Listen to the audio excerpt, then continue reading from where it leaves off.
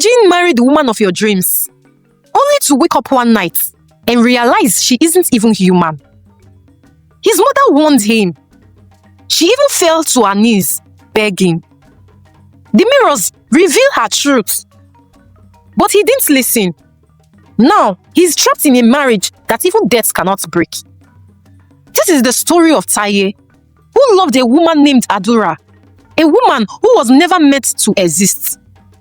That was his choice, and it cost him everything. It was a golden afternoon, the kind that makes the sky look like fire. Taye had just met her, tall, radiant, her laughter like music through the marketplace. People turned when she passed, but none more than him. From the first moment their eyes locked, he felt it. This was the woman he was destined to marry.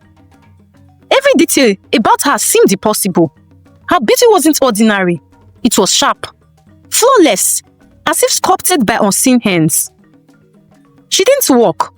She glided, and when she smiled, it was as if the world bent towards her.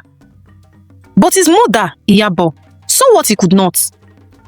She sat across from him that night, her voice tight as she spoke. "My son," she whispered, "do not marry this woman. She carries a darkness. I feel it in my bones. She's not what she seems." Taye laughed it off. Love had clouded his judgment. "Mother, you don't understand. She's perfect." Iyabo's eyes glistened with tears. "Perfect doesn't always mean good. You must trust me." That night, as he drifted to sleep, he thought of his mother's face. Pale, fearful, haunted. Why would she fear a woman she barely knew? He brushed the thoughts aside, wrapping himself in the memory of the woman's laughter. But as moonlight spilled across his floor, a shadow shifted against the wall, long, crooked, moving in a way no human could. His heart raised, but he told himself it was only his imagination. The next day, Adura appeared again by the well. The people whispered behind their hands, wondering where she had come from. Taye saw Adura again by the well. Sunlight dancing on her skin, as if the sky itself adored her. Every man who passed stared, but she seemed untouched by it all. Calm, serene, as though she existed in a world of her own. When she lifted her eyes and looked directly at him, his chest tightened. She smiled, and for a moment, he forgot to breathe. They spoke, and Adura's voice was like silk, soft, measured, too measured. Every word felt rehearsed, deliberate, as though she were carefully constructing the image she wanted him to see. But Taye was too lost to notice. He only saw beauty. There was a calm in her gaze that made him believe nothing could touch them. But the cracks were already forming. A fleeting frown when a child offered her a flower. A shadow moving in the wrong direction. A chill in her touch. Taye ignored them all. He wanted her, and desire often silenced reason. And by doing so, he had already sealed his fate. Iyabo, Taye's mother, watched her with curious eyes. Taye's friends teased him. Careful, they said. A woman this perfect hides secrets. But he laughed it off. How could perfection hide anything dark? He had never felt more alive. And Adura knew it. She held him with her eyes, spoke with him in riddles that made him feel chosen, as though fate had brought her only for him. Every encounter left him hungry for more. But there were cracks, small, nearly invisible. Every wedding is supposed to be a celebration. Taye thought his marriage would bring him joy. Instead, it brought the first taste of sorrow. The drum beat, the dancer swirled, and the air was thick with incense. People gathered, whispering about the bride, Adura, whose beauty silenced the crowd. Her veil shimmered like water under the sun, and her smile seemed to command the day itself. But in the corner of the courtyard, Iyabo, Taye's mother, was absent. She had locked herself in her room, praying feverishly, refusing to even set her eyes on the ceremony. Before the wedding, she had closed Taye's wrist with a desperation he had never seen before. Son, please, don't do this. You don't know what she is. He had pulled his hand away, shaking and angry. She is my wife. My choice. The ceremony began. The priest's voice rose as he bound them together. Yet, as the voice echoed, a wind swept through the crowd. Cold, sharp, unnatural. The candles flickered, and for a heartbeat, everyone felt it. A shift in the air, a silence that shouldn't have been there. When the final words were spoken, Adura lifted her veil. Gasps rippled through the audience, not out of horror, but out of awe. She was breathtaking, too breathtaking, almost unreal.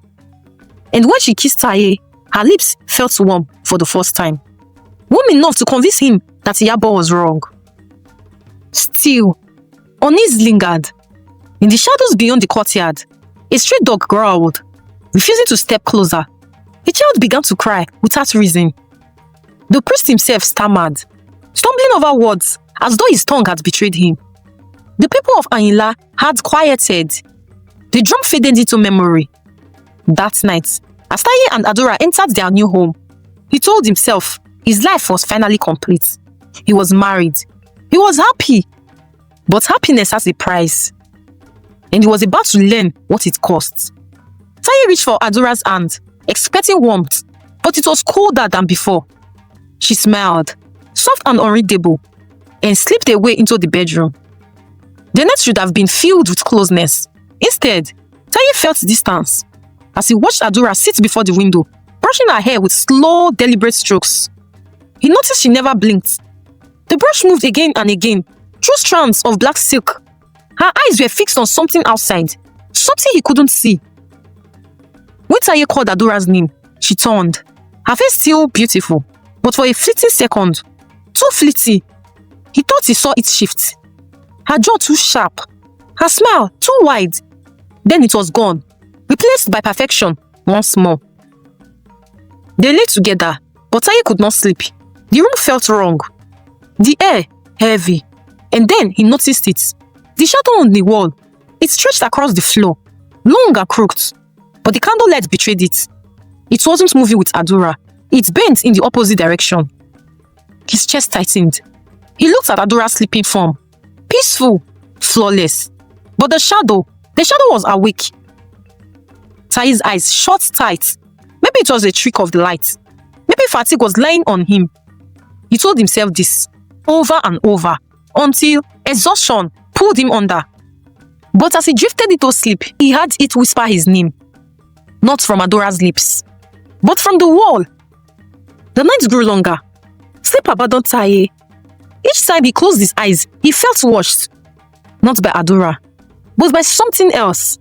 Something that lived in the silence between breaths. He tried to ignore it. Tried to tell himself it was stress, nerves, the weight of being newly married. But the whispers began. At first, faint. A rustle in the dark.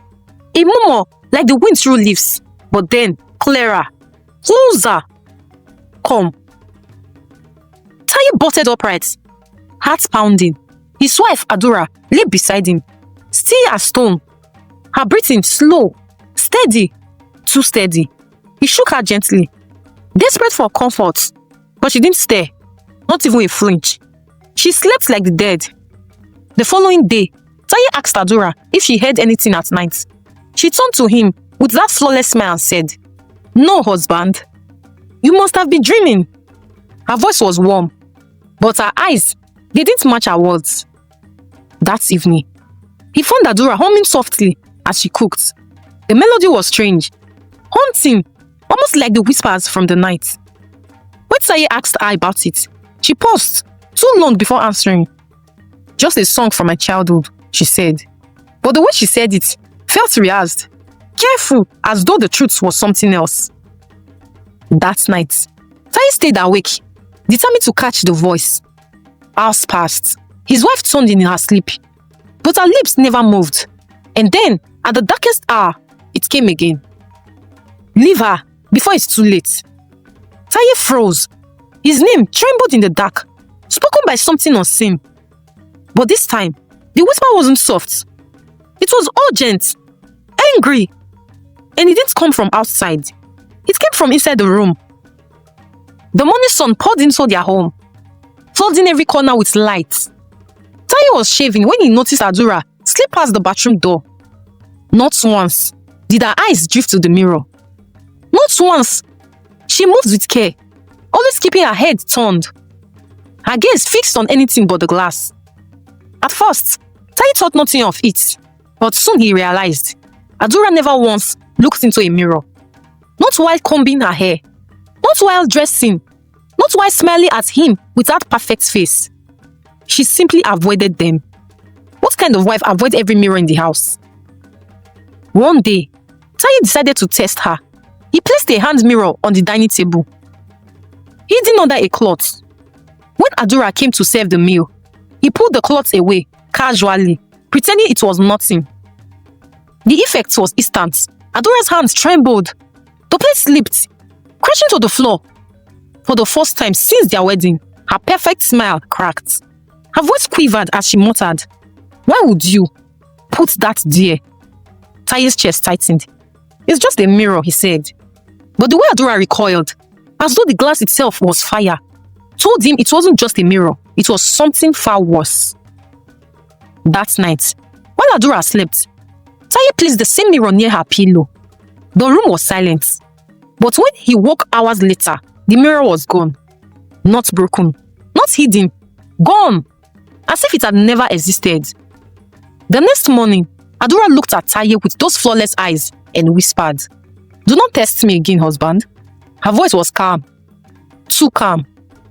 But in the corner of the room, where the mirror had once been, a faint crack appeared in the wall, shaped exactly like Adura's face. They say animals can see what humans can't. Dogs refused to go near her. The first time it happened, Taye thought it was strange, nothing more.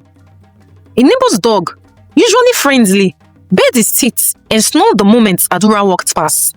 Its growls were guttural, primal, as if it recognized the predator. Adura froze, smiled awkwardly, and whispered, "Dogs never liked me." But the truth was harder to ignore when the chickens scattered each time Adura stepped into the yard. When birds fell silent the moment she entered the grove. When even the family goat, docile and gentle, broke its rope trying to flee the instant she touched it. One afternoon, Taye brought home a stray puppy, small and weak, hoping Adura's warmth might tame it. Instead, the pup whimpered the moment it saw her, not barked, not growled, whimpered, as if begging to be taken away. Its tiny body shook violently in Taye's arms until he carried it out of the house. That night, Taye confronted her. "Why do animals fear you?" he asked. Adura's eyes lingered on him longer than they should have, her smile fixed but hollow. "Perhaps they know I don't belong to them." The words chilled Taye. He wanted to ask what she meant, but her stare pinned him down like claws. He said nothing. The next evening, Taye awoke to the sound of howling. Dozens of dogs gathered outside the house, circling, barking, scratching at the earth as though trying to dig something up. Adura sat in the bed, still as a statue, her eyes glowing faintly in the moonlight. Then, one by one, the dogs went silent. The night felt heavy, and when Taye looked out the window, the ground outside was empty. No paw prints, no dogs, nothing, as if they had never been there. But Adura's smile had never been wider. It began with a sound, soft, like cloth dragging across the floor. Taye opened his eyes, expecting to see Adura coiled at his side. The bed was empty, cold. Taye's chest tightened. Adura hated mirrors. Animals fled from her. And now, this? Slowly, he rose and crept to the window. The moon was bright, spilling silver across the compound. And there, at the edge of the yard, stood his wife. But Adura wasn't standing, not like a person. Her feet over just above the ground. Her hair whipping around, though the night air was still. Taye wanted to call her name. His mouth opened, but no sound came. Instead, he followed, Hearts hammering, feet silent against the earth. Adura drifted, almost weightless, toward the old street at the far end of the compound. She raised her hands. The air shifted. Leaves trembled, though no wind stirred. Then Adura's voice changed. Low, hollow, speaking words Taye could not understand. Words that sounded older than the soil beneath his feet. Taye pressed his back against the wall, praying she wouldn't turn. But when she did, her face wasn't hers. Adura's perfect smile stretched unnaturally wide, her eyes glowing faint, her skin pale like mist. Suddenly, Adura tilted her head as though she heard his thoughts. Taye stumbled back, knocking over a calabash. The sound echoed in the silence. He froze, breath caught in his throat. For a moment, her glowing eyes searched the darkness. Then she turned away, drifting back into the shadows beneath the tree. Taye stood there, trembling, knowing one thing for certain. Whatever that was, it wasn't his wife. The night was silent, unnaturally so. Even the crickets refused to sing. Taye's heart thundered as he crept after Adura, each step echoing too loudly in his ears. She moved quickly, yet soundlessly, her white wrapper glowing faintly under the moon as if it carried its own light. He dared not breathe too hard. Every fiber in him screamed to turn back, but the whispers, the same one that haunted him in the dark, pressed him forward. Adura led him beyond the compound, into the thickets, where no man walks at night. The trees bent strangely overhead. Their branches knotted like fingers, reaching for his skin. Then he heard it. Other footsteps, not hers. Not his. Many. Dozens. Taye froze, ears straining. The sound came from her head. Gathering. Surrounding. Shadows moved where no light touched. And then he saw them. Figures. Pale. Hollow-eyed. Men and women who looked alive, but walked like the dead. Their heads bowed as though bound to her. His wife, Adura, stood at the center of them, her hands raised. She spoke in that same ancient tongue, and the figures responded in one chilly unison. Their voices cracked the air, not loud, but deep, vibrating inside Taye's bones. One of them lifted its head, and his breath caught. It was his uncle, the man they buried 2 years ago. His hollow eyes locked on Taye, lips parting as though to call his name. Taye stumbled back, snapping a branch underfoot. Silence. Every figure froze. Adura's head turned slowly, impossibly, until her eyes fixed on him in the dark. Why? Adura whispered, her voice carrying like the wind. Are you here? And all at once, the hollow figure began to turn, each one facing Taye. Taye stood frozen as the pale figures circled him, their eyes hollowed, their mouths whispering his name over and over.